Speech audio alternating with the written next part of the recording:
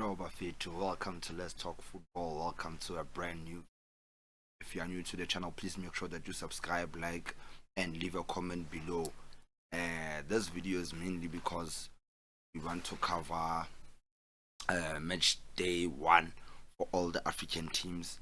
But before we get into that, I just want to cover a few of the transfer news that's been going on.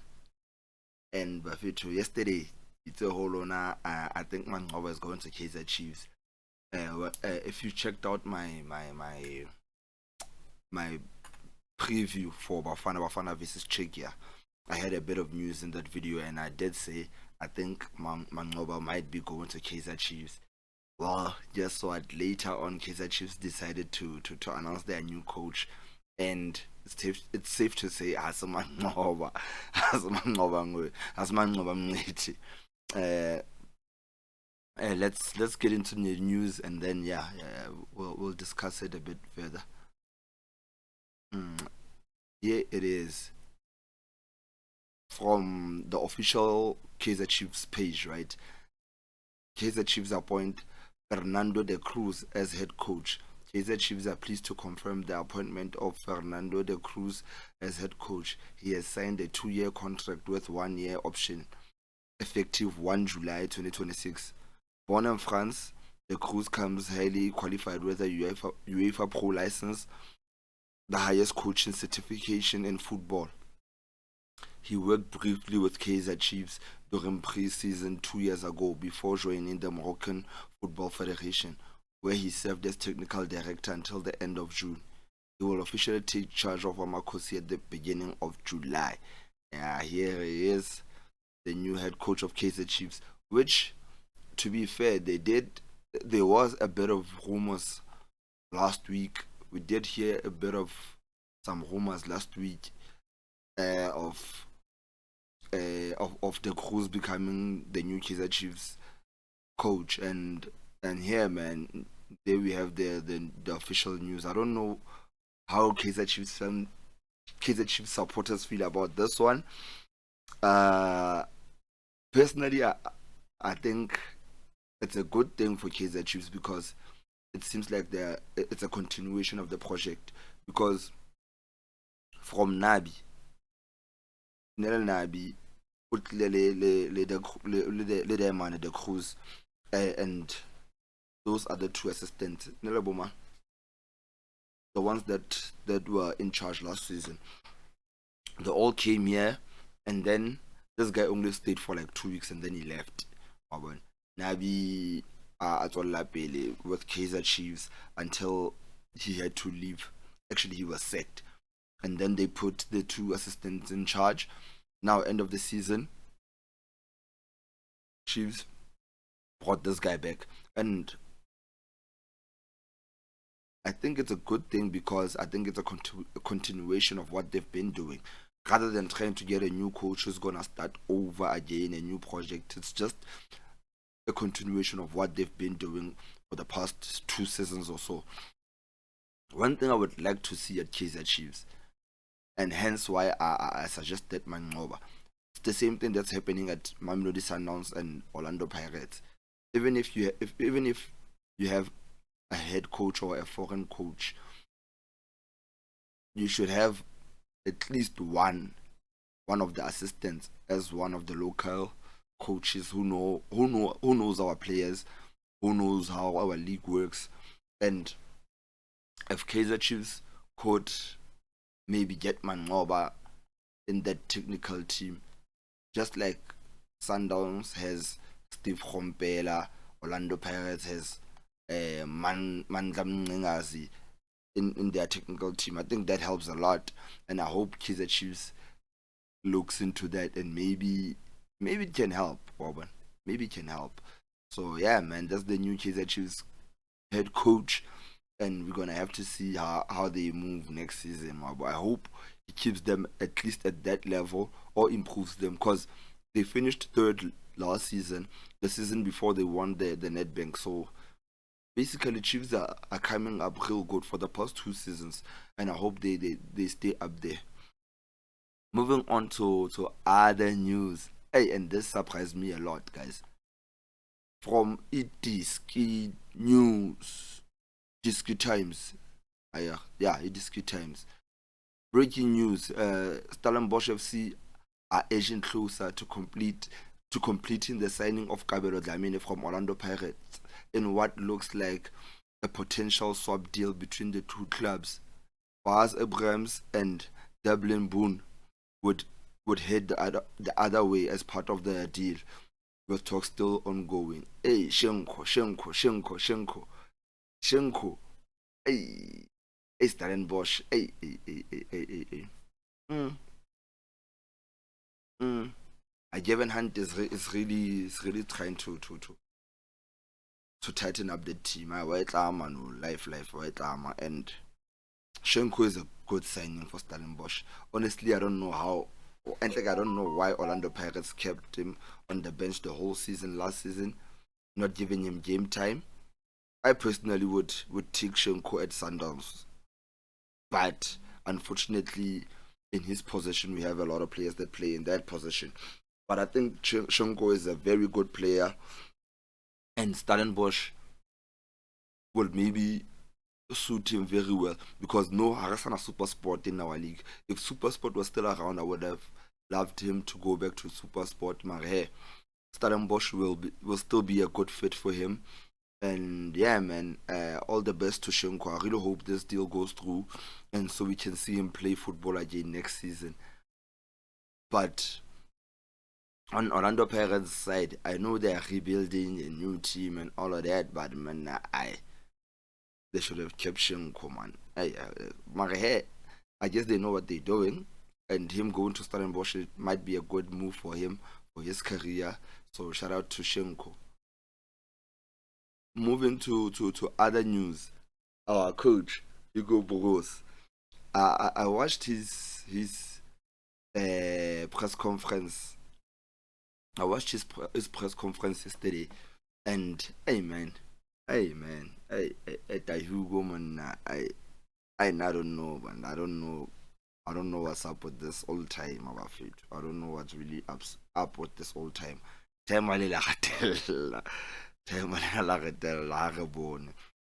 this is what Hugo Bruce had to say in his press conference. I'm not gonna show all the quotes, but this one quote that I think, hey man, Mdala.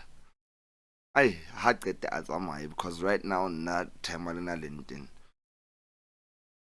Here's what Hugo Bruce had to say.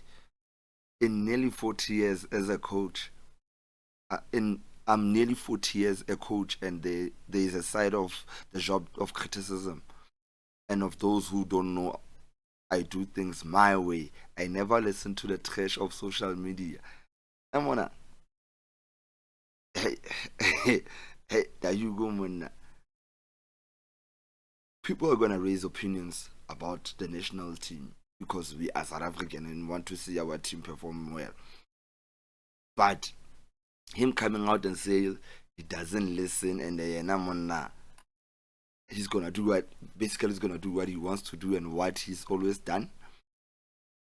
I think that's the wrong mentality, more especially for a South African coach, because South Africans are very opinionated, and we're gonna raise our voice in every decision you take. Basically, firstly, he should have taken accountability for the first game. I'm not sure he got it wrong, maybe tactically or whatnot, but he's still sticking. No, he knows what he's doing.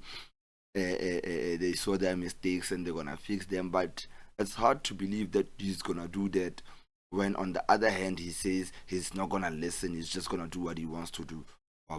So it's very hard to believe that Otto Chincha, the way we played, or maybe the setup of the team, because that back five thing, I'm on.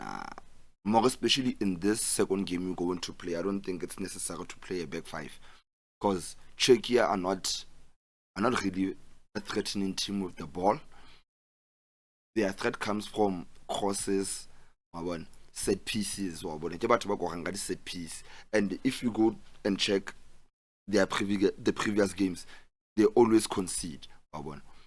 He should go and take some pointers from what South Korea did, because we are a bit more similar like South Korea. Advantage ya rona is that we have more skillful players. South Korea but depend on Son and maybe a few players.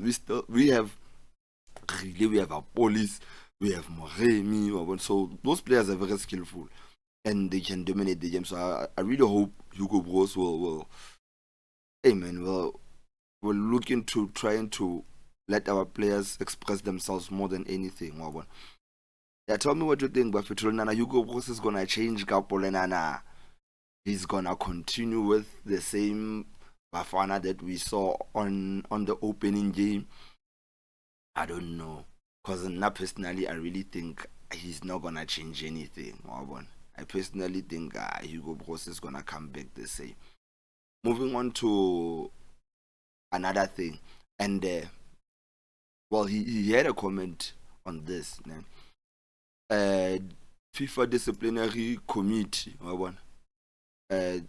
they made a ruling of some sort on the Tembazwane red card. Tembazwane's red card has been extended to 3-match ban instead of 1, and I think that's a bit harsh. Here's a statement from FIFA, and it was shared by Robert Marawa. The FIFA Disciplinary Committee has imposed the following sanctions on South Africa's player Tembazwane, who was sent off as a result of a direct red card during the FIFA World Cup 2026 match between Mexico and South Africa, played at Mexico City on the 11th. 3-match suspension for breach under Article 14, Paragraph 1E of the FIFA Disciplinary Code. The decision is subject to appeal. The decision is subject to appeal to the FIFA Appeal Committee. Yeah, and Hugo Bros did say in his press conference that they are going to appeal the 3-match ban. And I think we are gonna need Shiga in this game, man. Because we really need the ball play and I hope they appeal it, and because for that, man, I don't think it was intentional or Tembazwane a shapere man or a red card. Honestly, I don't think, because we all know Temba is not a dirty player to say. So I really hope Safa can convince them to overturn that decision, and maybe a one match ban. It's about for this Czechia game, and then maybe we can see Tembazwane in our last game against South Korea, because that 3-match ban is a bit harsh, man. It's a bit harsh. I really think it's harsh for and more especially for mistake, because I don't think he did it intentionally. I don't think he did it intentionally, because if he did, I personally don't think Tembazwane would do that, because little never feel like we watch him week in week out. Temba is a ball player, not necessarily a player that would go and hurt other players. But hey, if Safa will appeal and maybe get the decision overturned. Let's get into the main thing of this video: the African teams in the World Cup. So basically, right now, all the teams have played one match. Every team has played across all the groups. Our first matches, and later today we're gonna watch Bafana play the second match of the group stage. But before our teams play their second matches, I wanted to check our performances as African teams in our opening matches, right?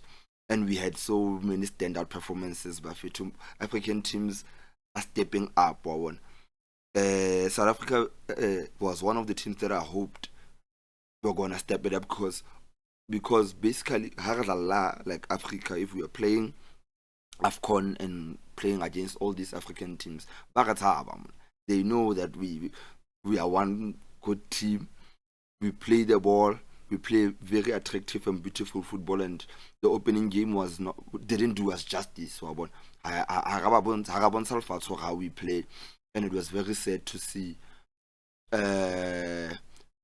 Because I've said much about South Africa, I'm not gonna dwell much on us because we played the opening game against Mexico, lost 2-0, and I think I've said a lot about this, about the game, about how I think we approached the game, and how I think we should approach our second game prior to what we saw to that. But uh, uh, uh, uh, uh, knowing how our players are, I believe you're gonna see a different South Africa in the second game. But this is gonna depend on how our coach lets us set up. If he's gonna set up with that 5-3-2 formation again, forget it. You're not gonna see the best of that team, of our team. But if you go for a 4-2-3-1, you're gonna see Bafana Bafana. You're gonna see Bafana Bafana play the way we all expect them to play as Kiss. But I just want to touch on other African teams that we saw.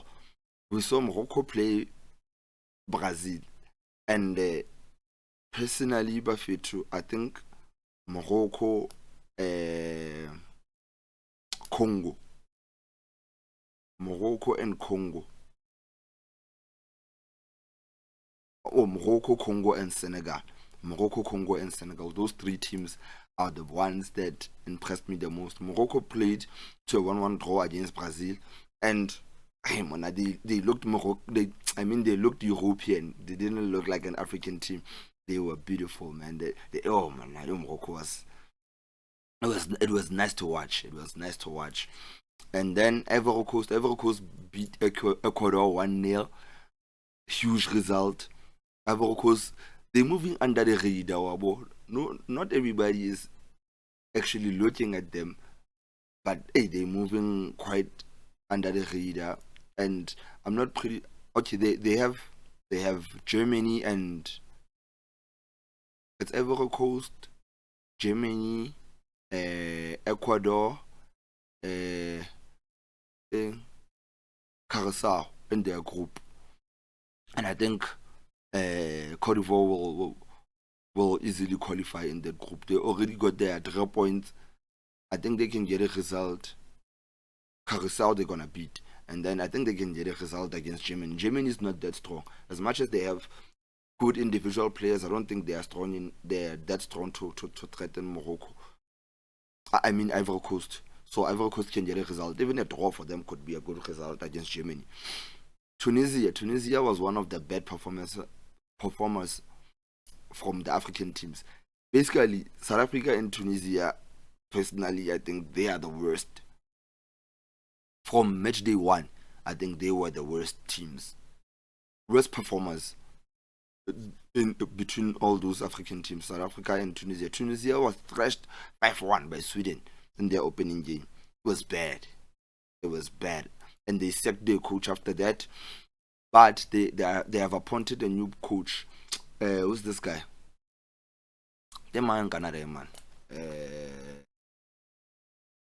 Ricard Gabojama. Renard. Some man. Let me just check him for you. I think Renard. Yes. Because he used to coach the Ivory Coast. Won the AFCON with Ivory Coast. The former coach of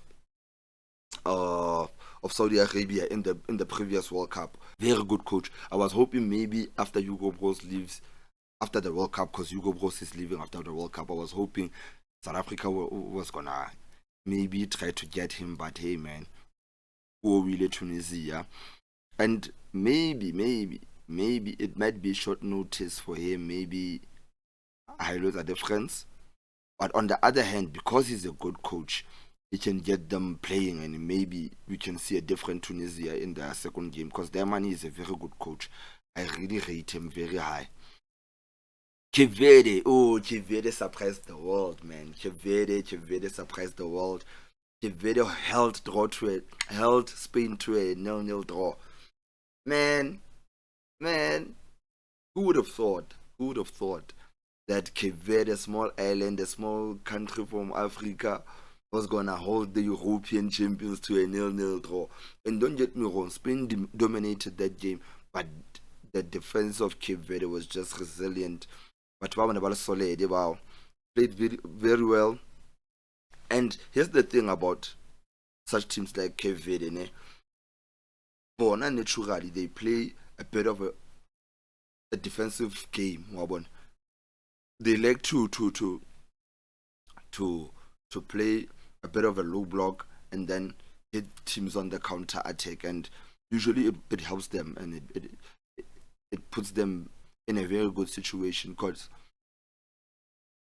they defended very well. Spain had the ball but had no ideas how to use the ball, couldn't find spaces, and Cape Verde just held on, man. That was a very brave and top performance from Cape Verde. Egypt held Belgium to a 1-1 draw, and I Belgium now, well, personally, I don't see them getting far in this competition. Best they can do is last 16. I don't see them going further than in the last 16. And Egypt has a good team. I think more than the team, it's the spirit they have. I think they have found that team spirit that's needed in such competitions. And if you have to look in the previous competitions like the AFCON and the qualifiers, you'd think Egypt were lacking something, and it was not quality because they do have quality players. I think now the team spirit is very high. I think they have a bit of belief, man, and shout out to them, man. They played very well against Belgium and got the draw. The Senegalese, the African derby, Senegal versus France was one hell of a match. It was one hell of a match. On another day, Senegal could have won that game. On another day, Senegal could have beat France. France were bad in that first half. France was pop in that first half, and Senegal played well. Yo, Senegal ever fit to. I think they proved that they are the African champions. I know Morocco, I did say they played very well, but Senegal is Senegal is the best team on the continent, man.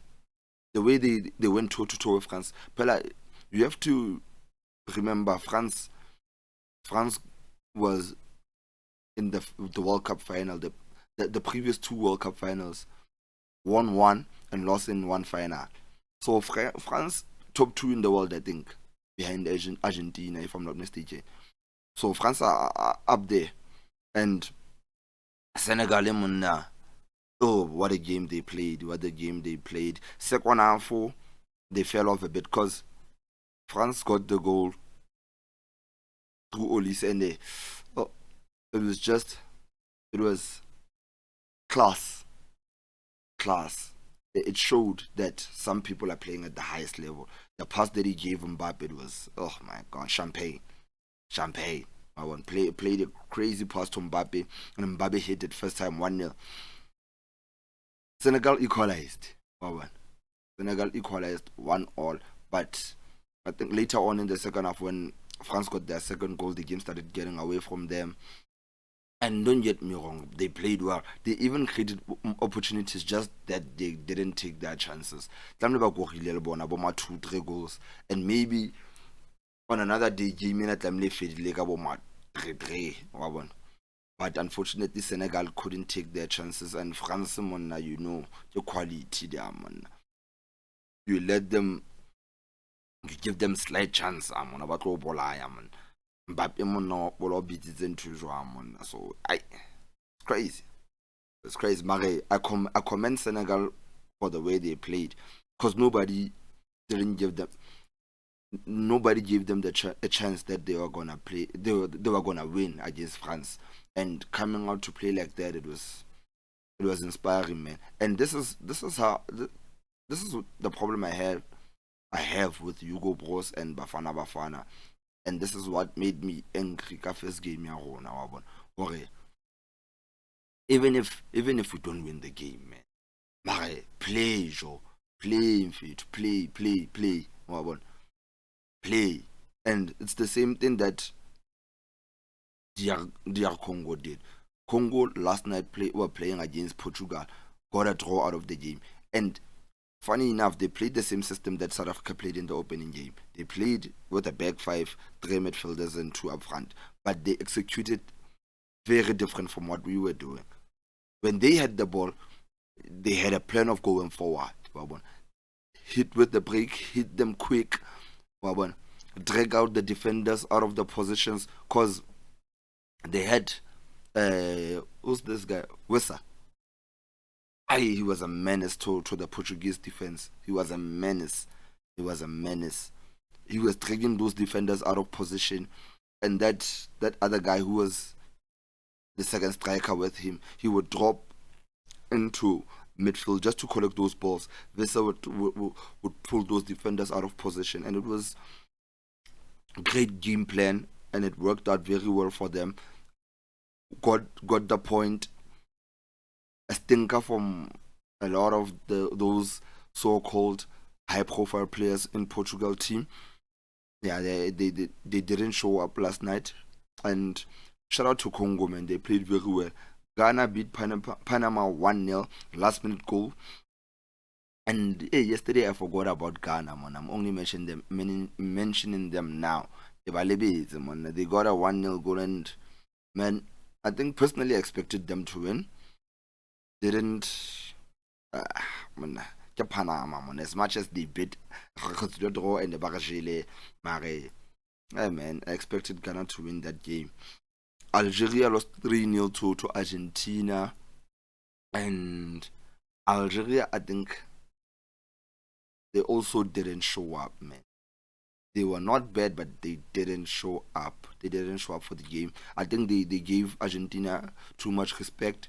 Maybe and this happens to a lot of African teams. When they play like these big European or South American teams, they tend to shy away because they look up to some of those players, and when they have to face them in the pitch, they give them too much respect. And I think Algerian players did that. When they saw Messi, they were starstruck, and I think that cost them a lot. But hey, I think African teams are showing up in this World Cup, and I think they're gonna shock a lot of people, man. Looking forward to our second games. Today we start match day 2. Bafana 6 o'clock basis Czechia, and hoping, man, Hugo Bros will unlock our players, man. I'm hoping he will let the team play. I'm hoping we'll see the Bafana that we know, and we'll get our first points on the board. If you got this far to the video, please make sure that you subscribe, like, and comment, and tell me which team do you think will go the furthest in the African teams. Which team do you think is your favorite African team so far? And yeah, man, make sure that you leave a comment below, and see you on the next one. But if too late, I'll be back later with the second video, our match review after the Bafana versus Czechia game. And yeah, man, shout out to everybody that got here. Shout out to everybody that's supporting the channel. And yeah, man, we out. See you later.